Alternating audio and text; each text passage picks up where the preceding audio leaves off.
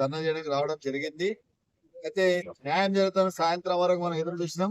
మనం డిమాండ్ పెట్టడం జరిగింది. 1 కోటి రూపాయలు నష్టపరిహారం ఇవ్వాలా, ఉద్యోగం ఎట్లా ఇస్తున్నారు, అధికారుల మీద యాక్షన్ తీసుకోవాలన్నాం. దాని మీద ఎటువంటి ముందడుగు పడలేదు కాబట్టి వాళ్ళ ఫ్యామిలీ మెంబర్స్ మొత్తం వాళ్ళ కుల సంఘాలన్నీ వాళ్ళు కంటిన్యూ చేయడానికి సిద్ధమైనప్పుడు మన బాధ్యతగా, మన కార్మిక సంఘాల బాధ్యతగా, మన కార్మికుల బాధ్యత వాళ్ళకి మనం సపోర్ట్ చేయాల్సిన అవసరం ఉంది. కాబట్టి మన కార్మికులకి డెడ్ బాడీ ఎంజిఎం హాస్పిటల్ ఉంచి మనం ఇక్కడ అందరూ ఇక్కడ ధర్నా కార్యక్రమానికి పెద్ద ఎత్తున 10 జిల్లాలు, ఉమ్మడి 10 జిల్లాల కార్మికులు అందరూ, ఆర్టీఐ కార్మికులు అందరూ తల్లి రావాల్సిందిగా విజ్ఞప్తి చేస్తున్నారు.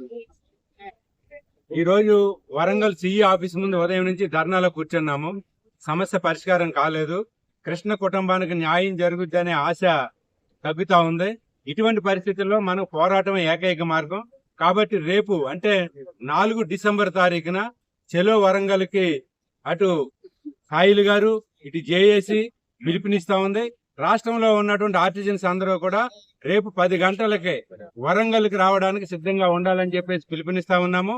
అట్లాగే ఈ రోజు జరిగినటువంటి పోరాటంలో T27 యూనియన్ నాయకులు సహకరించారు, ప్రత్యక్షంగా పాల్గొన్నారు. టీఆర్వీ కేఎస్ నాయకులు వచ్చి ప్రత్యక్షంగా పాల్గొన్నారు. మిగిలిన సంఘాల వాళ్ళు కూడా కలిసి రావాలి. ఇది ఆర్టిజన్ సమస్య, ఒక కృష్ణ సమస్య కాదు, మొత్తం 20,000 మంది ఆర్టిజన్ సమస్య. ఈ విషయంలో మనం గనక ఏ చిన్న పొరపాటు చేసినా భవిష్యత్తు మరింత అంధకారం అవుతుంది. కాబట్టి చెలో వరంగల్ని, రేపు జరగబోయే చెలో వరంగల్ని ఆర్టిజన్స్ కార్మికులందరూ కూడా పెద్ద ఎత్తున తరలి రావాలి. ఆర్టిజన్స్ యొక్క బలాన్ని చూపించి ఆ రకంగా కృష్ణ కుటుంబానికి న్యాయం చేసే విధంగా మీరందరూ కూడా సహకరించాలని చెప్పేసి జేఏసీగా విజ్ఞప్తి చేస్తా ఉన్నాం. ఆర్టిజన్ ఐక్యత, ఆర్టిజన్ ఐక్యత.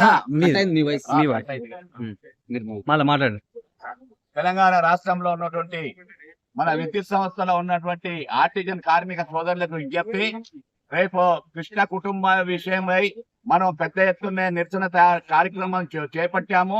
జేఏసీ తరపు నుంచి, అలాగే సాయిల్ గారి యూనియన్ తరపు నుంచి, ఇతర సంఘాలన్నీ కూడా మాకు మద్దతు తెలియజేస్తున్నాయి. కనుక ఈ యొక్క ఆర్టిజన్ కి జరిగినటువంటి అన్యాయం ఏదైతే ఉందో, కృష్ణ కుటుంబానికి న్యాయం జరిగే విధంగా అందరు కూడా కదిలి రావాలని చెప్పి మేము విజ్ఞప్తి చేస్తున్నాం. Thank you.